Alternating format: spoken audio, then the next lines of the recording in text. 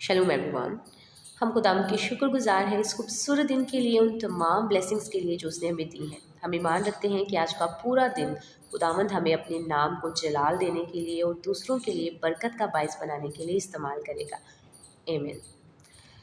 बड़े ही अफसोस के साथ आपसे एक वाक़या शेयर करने लगी हूँ। कुछ अर्सा पहले का है।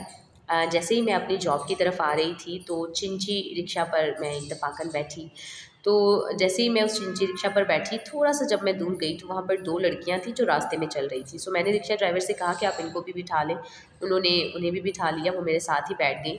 तो थोड़ी-सी ऑब्ज़र्वर हूँ मैं, तो मैंने उनको ऑब्ज़र्व करना शुरू कर दिया। अब मैं आपको उन लड़कियों का हुलिया बताने वाली हूँ।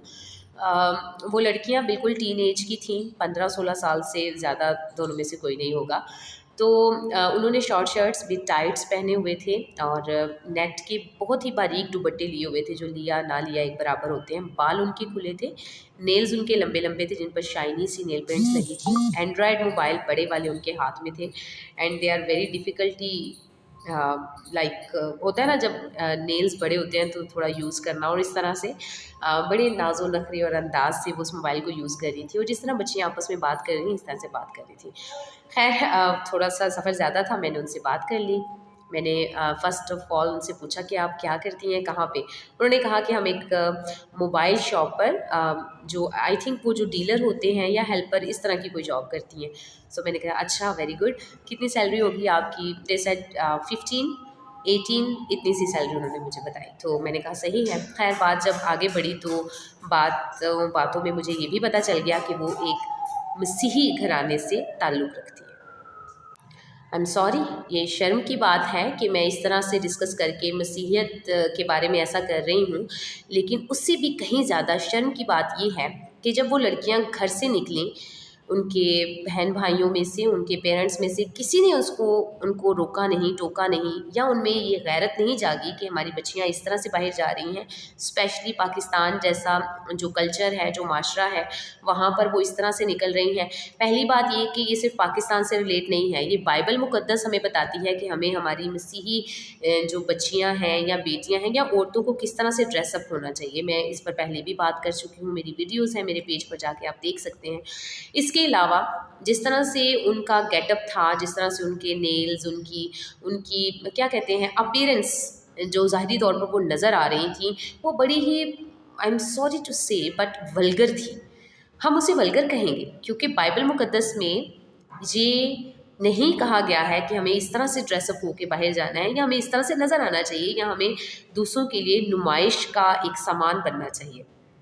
फिर उनके भाई भी हैं जो काम करते हैं, मैरिड हैं, और वो क्योंकि अपनी फैमिली को सपोर्ट करते हैं तो इनकी अब ये जो पेरेंट्स हैं और ये इनके भी छोटे बहन भाई हैं, उनको सपोर्ट करने के लिए उनको काम करना पड़ता है। बहुत ही शर्म की बात है सच में। मैं चाहती हूँ कि हमारे मेल्स इस काबिल हो जाएं कि वो अपनी एक फ़ैमिली को अच्छे से सपोर्ट कर सकें। मैंने बड़ी 15-20 मिनट की इस पर वीडियो बना छोड़ी है कि males are different, males are supporter. खुदा ने मेल्स को अलग रुतबा दिया है। खुदा ने मेल्स को जो है वो डिफेंडर फीमेल का बनाया है, क्योंकि औरत का सर जो है वो मर्द है और मर्द का सर मसीह है। इसके बारे में बाइबल मुक़द्दस साफ़ तौर पर बताती है, मेहनत करने के बारे में बताती है और ढेर सारी चीज़ें। लेकिन हम कहाँ पर हैं? हम बहुत दूर हैं इन चीज़ों से। मैं बड़ी खुश होती हूँ कि लोग कहते हैं कि हमारी बहू बेटियाँ बाहर काम ना करें। देखिए, जो नेगेटिव सेंस में कहते हैं दैट्स अनदर थिंग, लेकिन जो लोग टीनेजर्स बच्चियों को आप ऐसे ही मैट्रिक कराया या 8 क्लास तक वो पढ़ी हैं या शायद पढ़ी ही नहीं है और आप इस तरह के माशरे में उनको भेज देंगे जहाँ पर बाइबल मुक़द्दस की तालीम तो ऑलरेडी नहीं आप घर से उनकी बेस बनाते, और बाहर जाकर उनको इस तरह की वल्गैरिटी में धकेल देंगे, तो फिर वो जाकर जब नेगेटिव चीज़ों में चली जाएंगी, जब वो गैर कौम में चली जाएंगी या कोई भी ऐसा गलत किस्म का स्टेप ले लेंगी, और फिर आप फेसबुक पर अब्यूज़ करते हैं और कहते हैं कि ऐसा क्यों हो गया, ऐसा क्यों होगा। जब भी कोई चीज़ होती है या कोई परेशानी होती है, एक्चुअली उसके जो बेस पर जो चीज़ें हैं उनको देखना चाहिए कि एक्चुअली इसकी रूट्स क्या हैं, और वहाँ पर जाके उस बीमारी को ट्रीट करना चाहिए। हम वक्ती तौर पर साइन सिम्टम्स की ट्रीटमेंट लेते रहते हैं, एक्चुअली उससे बीमारी ख़त्म नहीं होती। बीमारी ख़त्म होती जब वो डायग्नोज होकर ट्रीट होती है। क्या मुझे फिर से बताने की ज़रूरत है कि मैं नेगेटिव सेंस में बात नहीं कर रही? बिल्कुल मैं नेगेटिव सेंस में बात नहीं कर रही। मैं लड़कियों के बाहर काम करने से उनके ख़िलाफ़ नहीं हूँ, उनके इंडिपेंडेंट होने के ख़िलाफ़ नहीं हूँ। मेरा जो बेसिक पॉइंट है प्लीज़ उस पर गौर कीजिएगा। अगेन सॉरी, मेजॉरिटी घरों में यही हाल है कि बेटों की अगर शादियां हो गई तो वो अपनी फैमिली में बिज़ी हो जाते हैं, उनको इस बात की फ़िक्र ही नहीं रहती कि हमारी छोटी बहनें भी हैं या बड़ी बहन भी है जिसकी शादी करनी है। मैं 5 से 6 केसेस जिनको मैं खुद बहुत अच्छे तरीके से जानती हूँ, उनकी फ़ीमेल्स जो हैं वो जॉब करती हैं, अच्छी खासी सैलरी लेती हैं और पूरा घर उन पे मज़े से डिपेंड करता है। और ना सिर्फ डिपेंड करता है बल्कि अपने छोटे बहन भाइयों की शादियाँ भी वो कर चुकी हैं, बड़े भाइयों की शादियाँ भी कर चुकी हैं, उनके घर भी बना चुकी हैं। अपने घर के अलावा दूसरी जगह पर जगह भी उनको खरीद के दे दी हैं, but they are still unmarried. क्यों? क्योंकि जैसे ही उसकी शादी कर देंगे वैसे ही वो दूसरे घर चली जाएगी, दूसरे घर जाएगी तो उसकी सैलरी पे और बाकी चीज़ों पे उसके हस्बैंड का हक हो जाएगा और वो हमें नहीं दे सकेगी। It's very much shameful. ऐसी लड़कियां ही मोस्टली मेजॉरिटी में ऐसी लड़कियां ही गलत स्टेप लेती हैं, गलत काम करती हैं जो हमारी लिए शर्म का बायस होता है। और एक्चुअली मतलब ये चीज़ें लोगों पर डिपेंड नहीं करती। जब ये चीज़ें हाईलाइट होती हैं तो कहा जाता है मसीही लड़की ने ऐसे कर लिया, मसीहियों के साथ ऐसा हो गया, जबकि वो अपनी जो कमी कमज़ोरियाँ हैं फिर उनको जो है वो इग्नोर कर देते हैं। बहुत सी रीज़न्स हैं, ये मैं वन ऑफ द रीज़न बयान कर रही हूँ आपको। अब ज़रा रुकिए, क्या मसीहियत हमें सिखाती है कि हमें वल्गर ड्रेसिंग करके बाहर जाना चाहिए, दूसरों के लिए एंजॉयमेंट का सामान बनना चाहिए? डेफिनेटली नहीं। लेकिन जब ऐसा कुछ होता है तो मसीहियत के नाम से आप जाने जाते हैं। क्या मसीहियत सिखाती है कि हमारे लड़के 11 से 12 बजे तक सोए रहें और उसके बाद बाहर जाएं और जितना भी उनसे हो सकता है अपनी मेहनत से भी बहुत कम अर्न करें, वापस आ जाएँ, उसके बाद रात देर तक मोबाइल देखें, फ़ोन देखें और उनके पास अच्छी-अच्छी जीन्स, शर्ट्स और इस तरह की चीज़ें होनी चाहिए? डेफ़िनेटली नहीं। लेकिन जब कुछ गलत होता है तो आप मसीहियत के नाम से जाने जाते हैं। पूरा यूरोप बदनाम है वल्गर ड्रेसिंग की वजह से, नेकेडनेस की वजह से और ख़राब किस्म के रूल्स की वजह से। किस नाम से जाने जाते हैं? क्रिश्चियन कंट्रीज़ के नाम से जाने जाते हैं, जबकि बाइबल मुक़द्दस में ऐसा नहीं लिखा है। जो वहाँ पर अच्छे हैं, बहुत अच्छे हैं, जो बाइबल मुक़द्दस की तालीमात को जानते हैं, वो अपनी हद को भी जानते हैं कि उन्हें किस तरफ जाना है और किस तरफ नहीं जाना। मैं बात ये कर रही हूँ कि आप अपने मज़हब से जाने जाते हैं और आप जब नेगेटिव चीज़ें करते हैं, नेगेटिव आप काम करते हैं, तो आप मज़हब को बदनाम करते हैं। और मोस्टली तौर पर जो पाकिस्तान में अब एक सिलसिला चल गया है कि छोटी एज में जो अब मज़हब बदल रहे हैं, शादियाँ हो रही हैं और इस तरह की सारी चीज़ें चल रही हैं, उसमें कुछ हद तक ज़्यादा हद तक वीकनेसेस हमारे अपने अंदर मौजूद हैं। अब पिछले दिनों एक केस चला था जो बहुत ज़्यादा फेमस हुआ था, आप सब जानते हैं। वो उसके जो पेरेंट्स थे वो सारा दिन घर से बाहर चले जाते थे, बच्चियाँ घर में अकेली रहती थीं, कोई जो नॉन क्रिश्चियन है उसका आना जाना बहुत ज़्यादा था। जब इस तरह की चीज़ें होंगी और आपका ध्यान ही नहीं होगा, मैं मेजॉरिटी ऑफ द केसेस को जानती हूँ, पेरेंट्स घर से बाहर चले जाते हैं, शाम को आते हैं, बच्चे अकेले घर में होते हैं और वो गलियों में घूमते हैं। तालीम तो है नहीं ना, बेसिक चीज़ तो है ही नहीं है। तो इस तरह की चीज़ें गुर्बत के मारे लोग फिर भटकेंगे नहीं तो क्या करेंगे? और जहाँ पर इस तरह के हालात नहीं हैं वहाँ पर फीमेल पे डिपेंड कर के मैं आपको एक केस बताती हूँ। मैं जब लाहौर में थी, मैं जॉब करती थी, तो वहाँ पर मेरे साथ मेरी सीनियर थी। She is 35 years old at that time, ये तकरीबन 7 साल पहले की बात है। तो उसने अपने छोटे बहन भाइयों की शादियाँ कर दी, बड़ों की शादियाँ कर दी, भाई शादी करके अलहदा हो गए और इस तरह की सारी चीज़ें, and she is still unmarried. मुझे अभी तो नहीं पता है क्या है स्टेटस उसका, लेकिन मतलब वो खुद कहती थी कि मैं क्या करूं, अगर मैं अपनी मर्ज़ी से कुछ करूं तो मेरे फादर मुझे नेगेटिव कमेंट्स देते हैं और वो कहते हैं कि तुम्हें बड़ा शौक़ है शादी करने का, बड़ी तुम्हें जल्दी है, तुम्हारे मुताबिक कोई नहीं मिल रहा, ढूंढेंगे ये वो। ठीक है, जहाँ पर उनकी नेगेटिव चीज़ें हैं मैं उनको भी एक्सेप्ट करती हूँ, लेकिन जहाँ पर आप गलत हैं आपको उन चीज़ों को एक्सेप्ट करना चाहिए। अगर हर कोई अपनी जगह खुद को दुरुस्त करना शुरू हो जाए तो चीज़ें काफ़ी हद तक बेहतर हो जाएंगी। और जो चेंज होता है वो एकदम से नहीं लाया जाता है, आहिस्ता आहिस्ता ही होता है।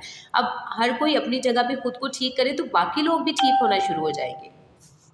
वन मोर थिंग, एक लड़की है, वो भी तकरीबन ये 30+ एज में चली गई है। उसने अपने छोटे भाई की शादी कर दी क्योंकि वो एक ही है, बड़ी धूमधाम से उसकी शादी की और शादी ज़्यादा अरसा नहीं चली, 6 माह में वो शादी ख़त्म होगी। लेकिन शादी ऐसे की गई थी शाहाना अंदाज में, यकीन माने, कहते हैं ना अपनी चादर से बाहर कदम रखना, सेम उनका वही हाल था। घर में खड़े होने की जगह नहीं है, इतना कंजस्टेड सा घर है, कंबाइंड फैमिलीज़ रहती हैं साथ, लेकिन शादी बड़े शाहाना अंदाज से की गई थी जो चल नहीं सकी। और अब फिर से उसकी सेकंड शादी करने के बारे में सोचा जा रहा है, जबकि वो बस कमाने पे लगी हुई है और घर वाले बस उसको यूज़ कर रहे हैं। I am sorry again.